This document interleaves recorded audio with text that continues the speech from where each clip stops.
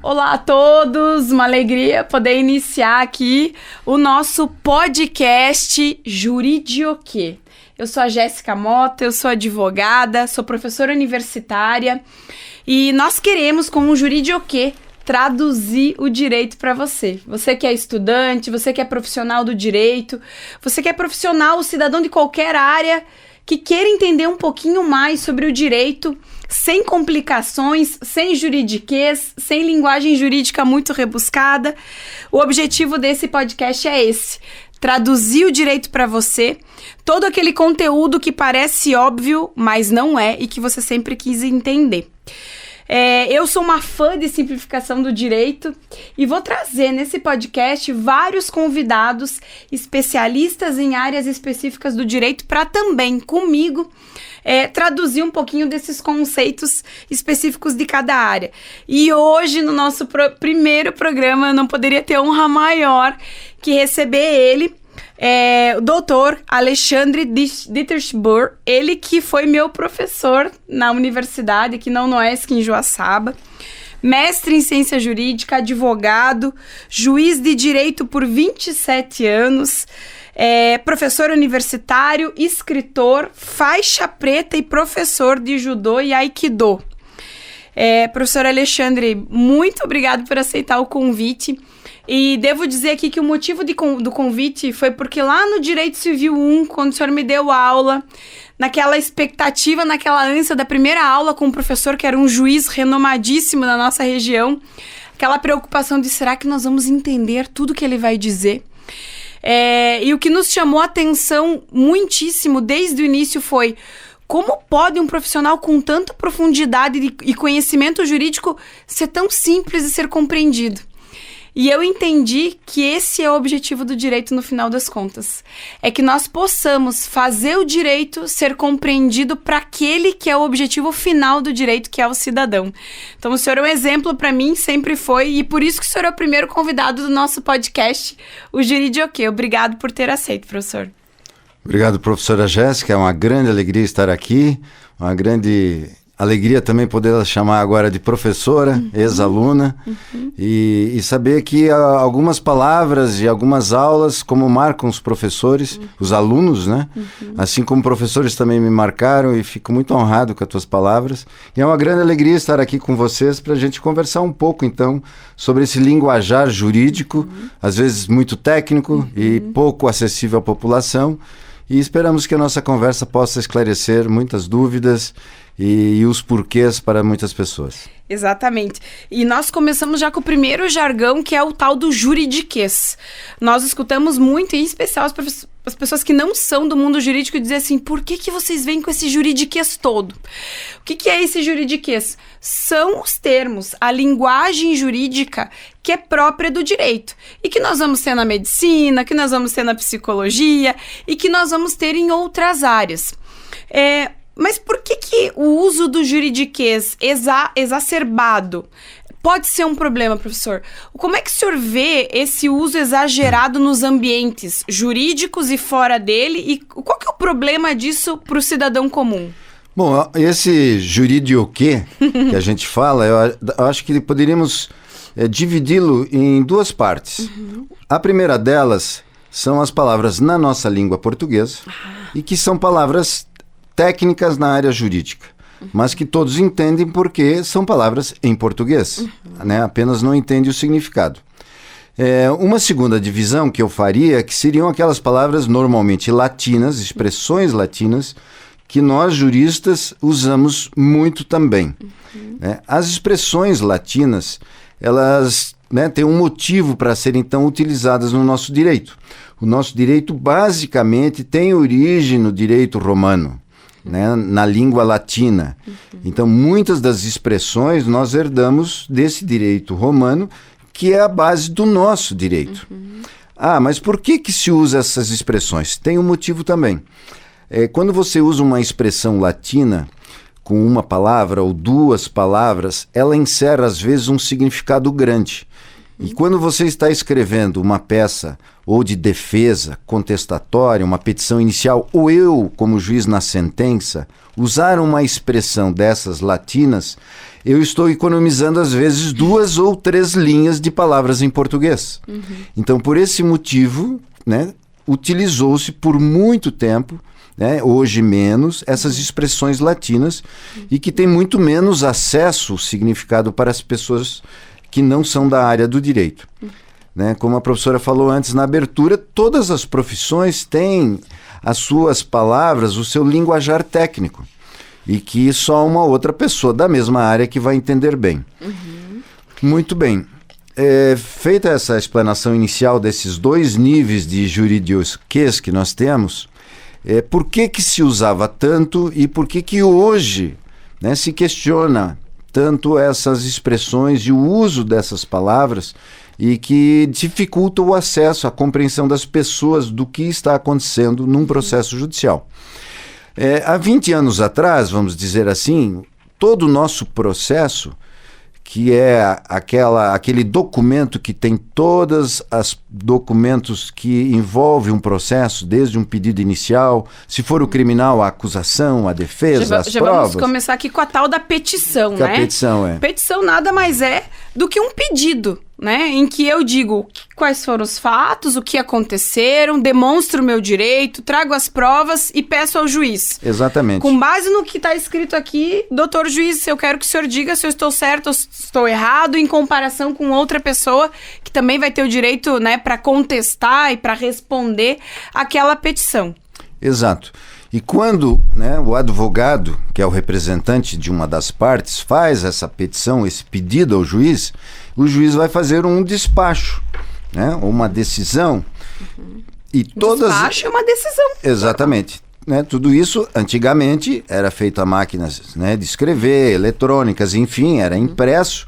E tudo isso vai sendo reunido, né, num outro documento que tem uma capa e vão reunindo cronologicamente todos esses documentos. Né? Se a pessoa faz uma petição, um pedido para juntar um documento, tudo isso vai sendo juntado e numerado. Isso forma os autos do processo.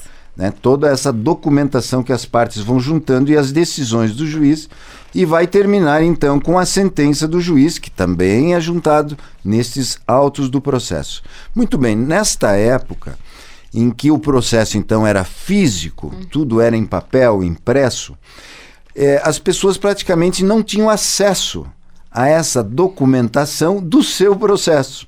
Né? Ficava restrito ao advogado contratado pelas partes, então aos advogados, e ao próprio juiz e o Ministério Público, que também participa de alguns processos.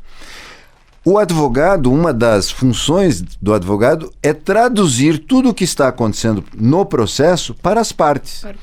Então, aquele linguajar antigamente mais rebuscado, tanto na língua portuguesa, como usando expressões da língua do latim, o advogado traduzia para as partes. Agora, o que aconteceu, né, nesses 20 anos para cá? Esses autos do processo, eles foram se transformando em eletrônicos, né, digitais. Não existe mais o processo físico, apenas digitais no computador. E isso está na internet, naqueles processos que não correm segredo de justiça. Então, o que aconteceu? As partes que têm o seu processo, o seu pedido lá no fórum, elas acessam tudo que o seu advogado faz, tudo que o outro advogado faz, acessam os despachos e elas começaram a ler. E aí... Ler e buscar na internet. O que significa tal coisa? E aí então começou a dificuldade, porque eles liam a petição do próprio advogado e não entendiam o que ele pedia. Isso anteriormente não acontecia, porque ele não tinha acesso ao processo. E aí começou a ter essa demanda social de simplificação da linguagem, porque as pessoas não estavam entendendo exatamente porque estavam tendo acesso aos processos. né? E cada vez mais, não só os processos, né, professor? A gente vê que a informação, ela está muito difundida. Então, agora tem uma polêmica com relação ao STF, ministros do STF. Então, eu vejo a todo tempo as pessoas perguntando, tá, mas o que é esse STF? Faz o quê? O que eu preciso para ser um ministro? Então, também, o fato de as informações correrem muito rápido no âmbito digital também suscitou uma curiosidade das pessoas de entender os porquês, o que acontece. E tem o lado bom e tem o lado que talvez não seja tão bom nesse aspecto. Veja que todas as pessoas agora têm acesso não só ao seu processo, mas a processos que correm no Supremo Tribunal Federal em Brasília. Quer dizer, a internet trouxe essa revolução maravilhosa, né? Isso é democratização da informação e principalmente na área jurídica, que é importante. Então, todas as pessoas têm acesso à fonte primária, ao próprio processo, quando não correm em segredo de justiça, porque existem alguns processos, por alguns motivos, eles não têm acesso a todas as pessoas, mas somente às partes. Por exemplo, questões envolvendo a área da família, infância e juventude. Então, para proteger crianças e adolescentes que têm algum processo, esses processos, então, estão no que nós chamamos de segredo de justiça. Mas essa foi a revolução que houve, professora Jéssica.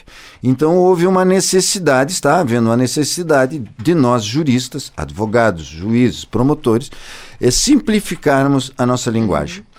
Eu, particularmente, sempre busquei uma linguagem acessível, mesmo quando o processo ainda era em papel e só os advogados tinham acesso. Por quê? Porque uma sentença judicial, que é a última atuação do juiz no processo, é também uma peça, um documento em que eu procuro convencer as partes de que o que eu estou julgando é o mais justo. Então eu tenho que me fazer entender pela parte. Então eu tenho que convencer os advogados, mas eu também tenho que convencer o cliente, porque o advogado vai ler para o cliente. E se eu fizer uma sentença com uma linguagem muito rebuscada, eu não vou convencer o cliente, as partes, principalmente a parte que está perdendo o processo. Porque a que está vencendo, se ela não entender, ela vai ficar feliz do mesmo jeito. Mas a parte que está perdendo, né, eu tenho uma obrigação de mostrar para ela o porquê eu estou decidindo daquela forma.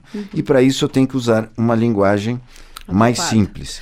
Então, evidentemente que eu uso algumas expressões latinas, muito poucas, né? E as expressões técnicas em português, né, eu procuro usar também, às vezes usando notas de rodapé, explicando a expressão, exatamente para eu ter essa possibilidade de convencer as partes, ou pelo menos informar ela o porquê eu estou decidindo assim. Então, eu acho que esse é um motivo principal que nós, tanto advogados como juízes e promotores, deveríamos nos atentar de sempre pensar que nós estamos escrevendo no processo, mas é para as partes, porque elas são as pessoas, os personagens principais do processo. É o direito delas que está em jogo, em discussão. Então eu tenho que ser acessível a elas. E assim como a professora falou, na audiência é a mesma coisa. Né? Não pode ser só um diálogo fechado entre juiz e advogados e as partes não entenderem nada do que está acontecendo. Eu recordo das suas aulas que o senhor também dizia o seguinte, que nós tínhamos que adequar a linguagem a quem nós estivéssemos conversando. Logo, imagino que quando o senhor está conversando com um representante do Ministério Público, com outro juiz ou com outro advogado, está liberado o juridiquês, né? Porque são profissionais que a maioria deve compreender, né? E esse olhar para o cidadão com uma atenção e uma simplificação maior. Eu percebo que isso não é uma prática de todos os profissionais do direito. Que, às vezes, o uso da linguagem rebuscada, difícil, é também uma oportunidade que o profissional tem de se fazer mais importante, mais valorizado. O senhor percebia isso na sua atuação? Ou percebe ainda hoje isso? Sim, um pouco. Eu acho importante destacar inicialmente que para o estudante de direito que está nos ouvindo, ele tem obrigação de conhecer algumas expressões latinas, pelo menos as mais utilizadas, o significado, né? E, obviamente, as palavras técnicas que estão nas nossas leis. Então, o estudante de direito, ele precisa saber, porque ele não terá desculpa se ele estiver conversando ou debatendo juridicamente com outro advogado ou com um juiz e um promotor e ele não conseguir entender o que um juiz e um promotor estiver dizendo, mesmo porque depois ele vai ter que traduzir para o cliente dele. Então, estudantes, né, atenção, vocês precisam estudar, né, um dicionário de expressões latinas é importante ter na biblioteca, né? E então esse mesmo para os profissionais que estão atuando, não só para os estudantes, para os profissionais que estão atuando, porque nós não temos na nossa matriz curricular aula de latim, por exemplo, mas nós somos orientados desde a filosofia jurídica, a introdução ao estudo do direito, mesmo nas disciplinas técnicas de direito civil, direito penal, dos termos que são específicos para utilizar na atividade jurisdicional jurídica. Nunca para o seu cliente. Dificilmente você vai começar uma conversa com o seu cliente, com o cidadão, com a sua mãe, né? Que quer saber alguma coisa do direito com um data venia, com um exposites, né, doutor Alexandre? Exato. Então, na segunda parte da tua colocação, às vezes a gente observa alguns advogados fazendo alguma atuação meia teatral, até mesmo numa audiência, para impressionar o seu advogado, né? Eu não recomendo isso, né, aos estudantes que vão ser advogados futuramente, atuar como advogado. Isso para o juiz não pega bem, o juiz não gosta disso, né? O juiz gosta de transparência, de um advogado que seja claro, respeitoso, sem excessos e defender, evidentemente, muito bem a posição do seu cliente, né? Não ceder a um argumento, isso faz parte e é muito importante que o advogado seja firme nas suas posições.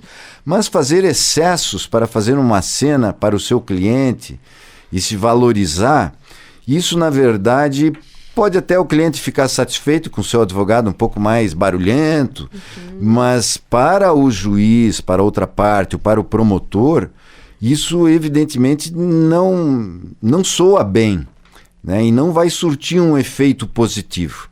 É claro que um juiz ele deve ter também o equilíbrio necessário para que isso não afete a sua decisão. Não é porque um advogado fez, né, uma cena um pouco teatral, um pouco mais agressiva, que a gente vê que é para o cliente, evidentemente que o juiz deve ter o equilíbrio de que isso na sentença não irá desfavorecer o cliente, mesmo porque o direito do cliente não tem culpa de uma atuação não tão adequada do seu advogado, evidentemente.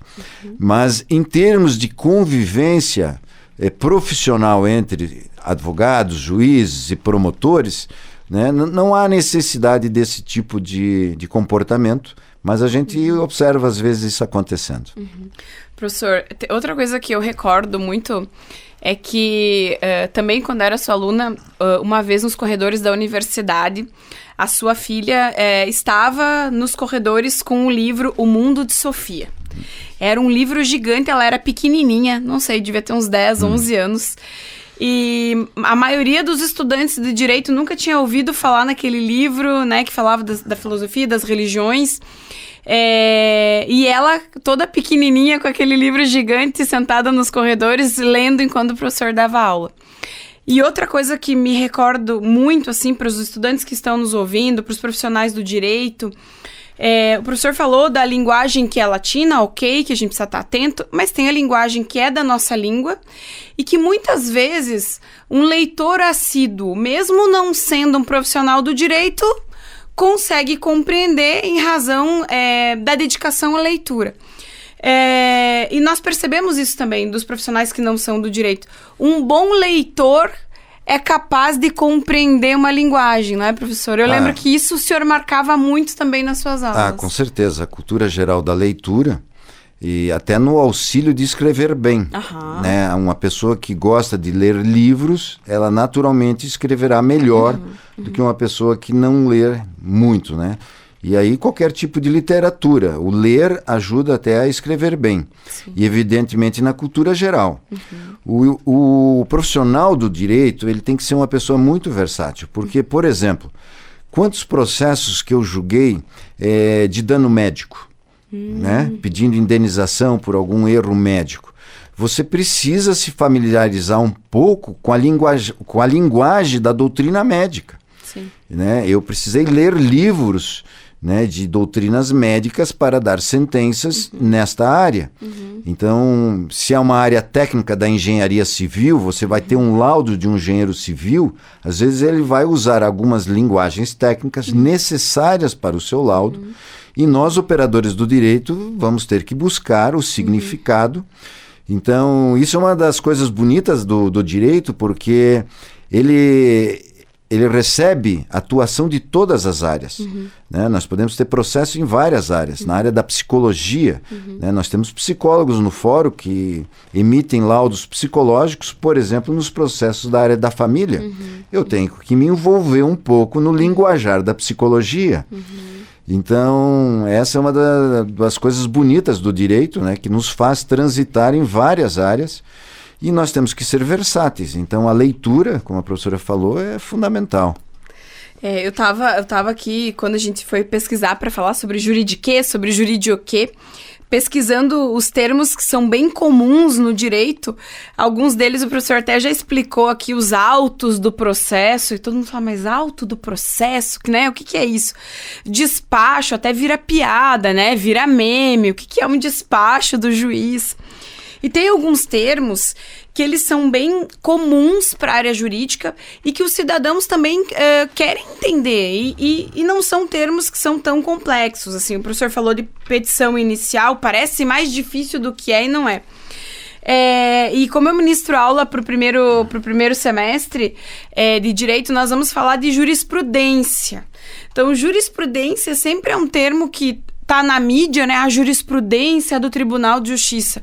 E que as pessoas falam, meu Deus, que raio é isso de jurisprudência, né? O que come esse negócio?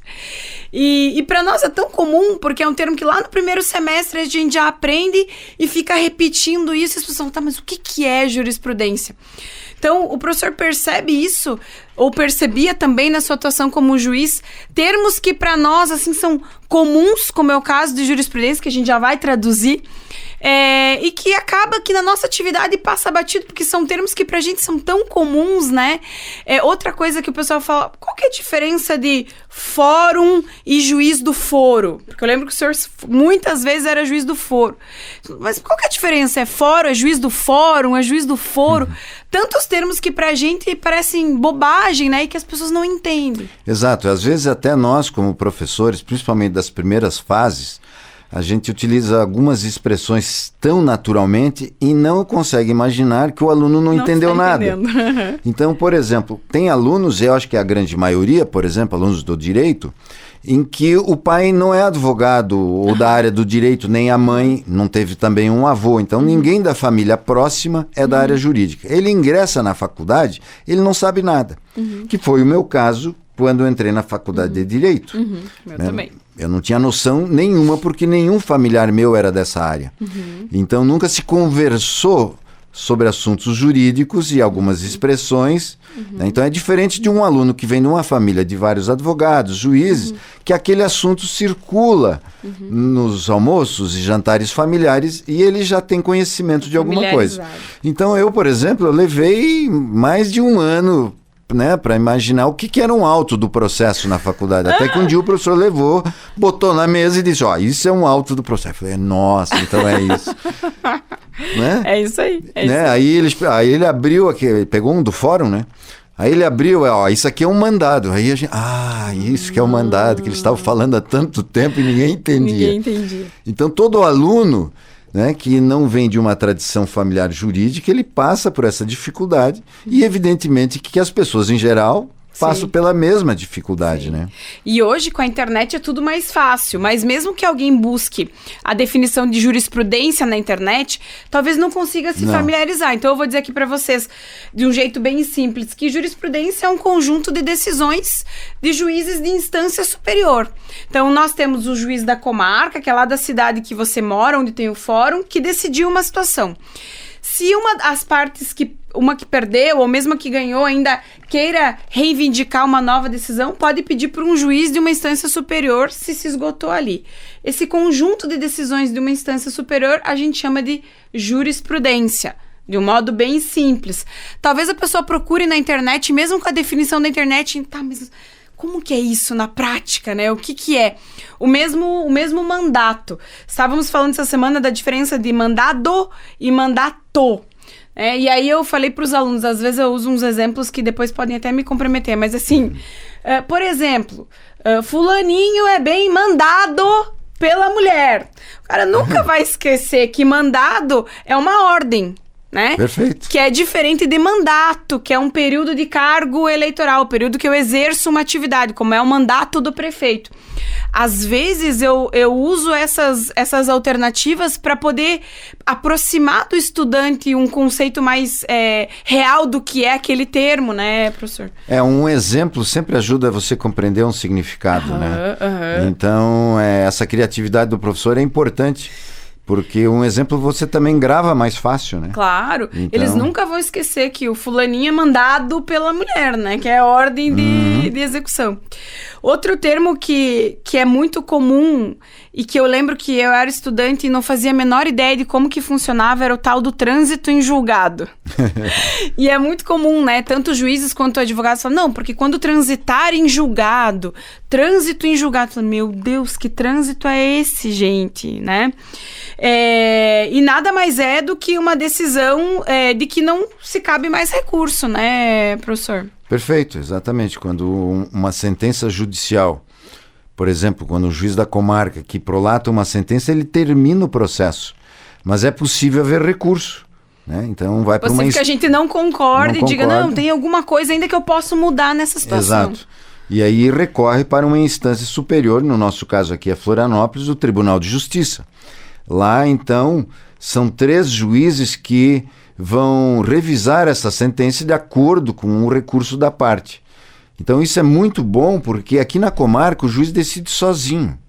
Né? Então, às vezes tem juízes que ficam incomodados, que recorrem das suas sentenças. Eu, na verdade, fico feliz, porque você divide a responsabilidade da sentença, Sim. porque aqui eu dou a sentença sozinho. Quando há um recurso, são mais 3 colegas lá em Florianópolis que vão revisar a sentença e vão decidir em conjunto. Né?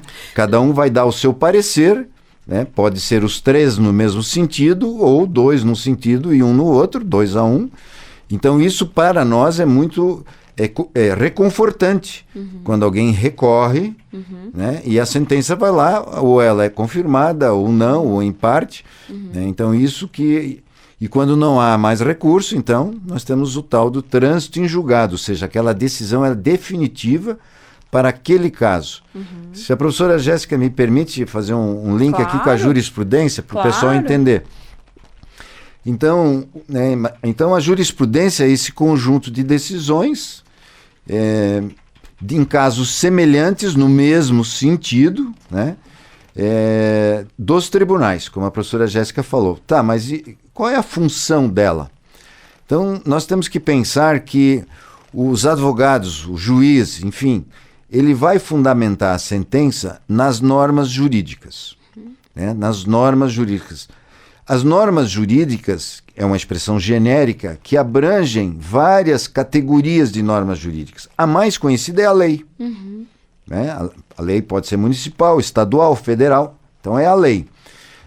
A Constituição também é uma norma jurídica de uma categoria hierárquica superior às leis, né? Então a Constituição é a norma constitucional.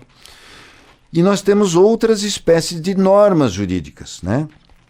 Então a jurisprudência, que são essas reiteradas decisões, né? É também uma norma, ou seja, eu posso usar numa sentença minha uma decisão de um tribunal para fundamentar a minha sentença. Então eu posso usar não só uma lei, não só a Constituição, mas decisões de tribunais, né, que decidem naquele sentido que eu estou decidindo. Então nós temos a norma jurídica como um todo e várias categorias de normas. A jurisprudência é uma delas. Né? Vocês, quando as pessoas entram no escritório de advocacia ou no fórum, vão ver vários livros, né? Então, esses livros, o que são? A maioria deles? Comentários às leis. Né? Então, esses comentários às leis que ajudam a interpretar as leis, os juízes, advogados, usam esses comentários para interpretar melhor a lei e aplicar num caso. Então, esses comentários nós chamamos de doutrina. A doutrina também é uma norma jurídica. Então, veja que nós, operadores do direito, juízes, advogados, promotores, usamos várias normas, existem hierarquias entre elas, né? E é assim que funciona, então, a adequação do que aconteceu, dos fatos com o direito. Né? E as pessoas perguntam assim, por que tem tanta lei? Por que a lei é tão complexa? Então o doutor Alexandre deixou muito claro, nós temos basicamente leis municipais, estaduais e federais. Quem que fazem essas leis? São os representantes do Poder Legislativo, né? Quem são os representantes do Poder Legislativo? No município, o vereador, no estado, os deputados estaduais e no âmbito federal, deputados federais e senadores. Quem escolhe esses representantes? Quem escolhe esses representantes? Nós, cidadãos. Veja a importância do voto. Olha, né? A responsabilidade, né, professor? Olha a responsabilidade.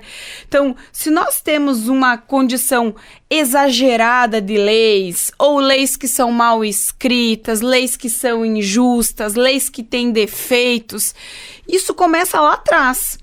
E nós somos responsáveis. Somos responsáveis porque nós é que escolhemos esses indivíduos que vão elaborar ou que vão olhar para a nossa demanda social e dizer, olha, o cidadão tem esse problema, precisamos resolver com essa regra.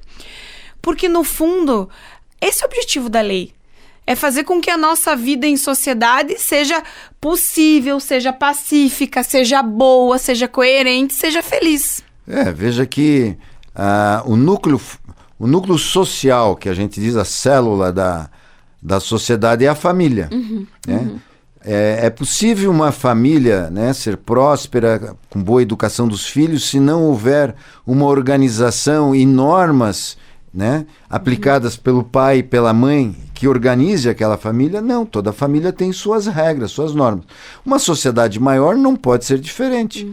Então, se nós já temos alguns problemas sociais com as normas que nós temos, imagina sem as normas.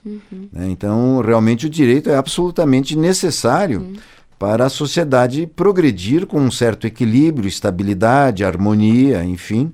E quando é quebrada essa estabilidade, essa harmonia, né, alguém pratica alguma conduta que não gera equilíbrio, que não gera prosperidade ou o bem da sociedade, né, existe, então, o direito, as pessoas que trabalham nessa área, né, existem os tribunais, os advogados, enfim, que vão analisar essas possíveis transgressões às normas, para que tudo continue funcionando bem. De modo geral, esse é o objetivo, a nossa função, né, das pessoas que trabalham com as leis, com o direito. E essa é a função do direito, ao contrário do que se diz por aí, de que as leis servem para dificultar a vida, as leis servem para tornar tudo muito mais burocrático, que os advogados, que os juízes. Na verdade, são esses profissionais que são os grandes responsáveis para fazer com que a engrenagem funcione, que a gente possa viver num grupo social com regras que sejam cumpridas, que sejam fiscalizadas. Infelizmente, não é o mundo ideal, né, professor? Exato, porque eu sempre penso assim, quando você tem apenas pessoas, vamos dizer, boas, equilibradas, e com boas intenções, né, com uma ética positiva, com uma moral elevada, você não precisa de tantas normas. Mas não é o caso. O ser humano, ele é diversificado. Todos nós somos diferentes. Podemos ser parecidos, né? Vivemos numa mesma sociedade, mesmo costume, mas todos nós somos diferentes. Então, às vezes, isso traz a necessidade do direito, mas, às vezes, o direito também dificulta.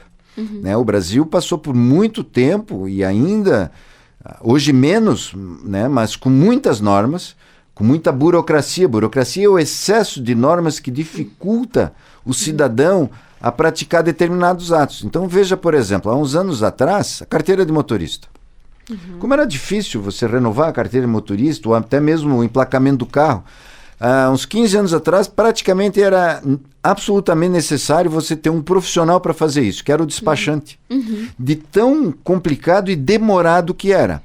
Então, uma pessoa que está trabalhando, tem seu horário, não pode perder 2, 3 dias do trabalho para renovar uma carteira de motorista e emplacar o carro. Você precisava contratar um profissional para isso. Hoje a gente já vê uma simplificação maior disso, utilizando a internet, os documentos digitais. Então nós vemos assim um caminho para a tal da desburocratização, a simplificação de regras. Né? No Brasil realmente a gente viveu e vive ainda um excesso de normas que dificulta. Então, tudo isso cabe o quê? As demandas sociais. Né? Tudo isso é discutido onde a professora falou, no parlamento, né? Na Câmara dos Deputados, no Senado, onde fazem as leis e quando fazem demais, criam os excessos e as dificuldades. Né? Então, mas tudo parte, na verdade, da demanda social. Se o povo ele começa a exigir simplificação, começa a exigir... Né, menos normas numa área ou mais em outra, é claro que os seus representantes vão acabar atendendo a essa demanda, porque dependem do voto. Sim. Né? Então, uma sociedade nesse aspecto, mais um aspecto assim aristotélico, uma sociedade politizada que participa, que está acompanhando o que está acontecendo na administração pública, tanto municipal, estadual e federal, né, ela vai exigir mais dos seus representantes. E com isso a gente vai ter uma eficiência maior. Acho que isso está acontecendo, esse é um grande movimento que está acontecendo no Brasil. A internet está ajudando a isso, né, as pessoas ficarem mais bem informadas. Né? Então, há alguns anos atrás, ninguém sabia o nome dos ministros do Supremo. Hoje as pessoas sabem. E isso não depende de categoria, classe social, profissão, isso das pessoas mais humildes, né, até das pessoas com nível superior, enfim, tem conhecimento. Né? Hoje eu arrisco a dizer quase que as pessoas conhecem mais o nome dos ministros do Supremo do que a atual escalação da seleção brasileira. Oh, com certeza, professor. Né? E há uns anos atrás todo mundo sabia decor a escalação da seleção. Então, isso acho que é um movimento que está acontecendo no Brasil muito importante, né, e que vai deixar a nossa sociedade num nível, né, político, nesse sentido, não político partidário, mas de participação política, na vida pública melhor.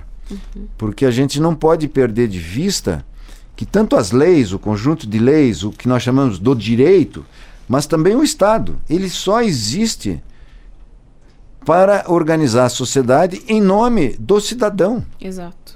Foi o cidadão que foi se organizando, as comunidades foram ficando mais complexas e surgiu o Estado moderno que nós temos hoje. Mas o Estado, ele só surgiu para trabalhar ou para, né, em prol da sociedade e nunca contra. Sim. Sim. Né? Porque quem está lá são representantes de nós. Exato. Então eles deveriam trabalhar em favor, né, dos anseios da sociedade. Então isso a gente não pode perder de vista. Então é o povo, o cidadão que deve ter o controle e o comando. Exato. Porque quem está lá são representantes do povo. É isso. E quem paga todo esse Estado, inclusive juízes, promotores, somos todos nós, através dos nossos impostos. Exato. Então eles estão lá para cuidar do que nós chamamos, né, a coisa pública, aquilo que é de todos. O Estado é de todos. E fazer funcionar. Adequadamente. Com qualidade. Com respeito a direitos, respeito a deveres. Exato. E a internet tem nos ajudado muito, né, professor? A conhecer melhor as pessoas, as situações. e conhecer também os termos jurídicos. E esse podcast foi uma aula, não poderia me sentir mais feliz e honrado em contar com a sua participação para explicar um pouquinho da importância dos termos jurídicos, mas também de deixar claro que é possível, que é necessário que esses conceitos sejam acessíveis aos cidadãos para que possam efetivamente exercitar os seus direitos. Muitíssimo obrigada. Acompanhe você sempre o nosso Juridioquê, cada programa com convidados especiais, com temas importantes, traduzindo a tecla SAP do direito para você. Obrigada, professor, por ter aceito o nosso convite. Obrigado, professora Jéssica. É uma grande alegria estar aqui, uma honra mesmo. E a gente sempre está à disposição da universidade, né, dos estudantes e da população em geral, para trazer de uma forma mais próxima o direito, porque no final das contas, quando qualquer injustiça ou irregularidade acontece com o cidadão, né, é todo esse aparato jurídico que foi criado para proteger o direito de todos os cidadãos. Então tudo isso existe em função e para a proteção de todos nós. Então isso deve estar cada vez mais acessível às pessoas, porque tudo isso existe para servir as pessoas. Exato. Obrigada, muito professor. Obrigado também. Obrigada a todos. Até a próxima. Juridioquê.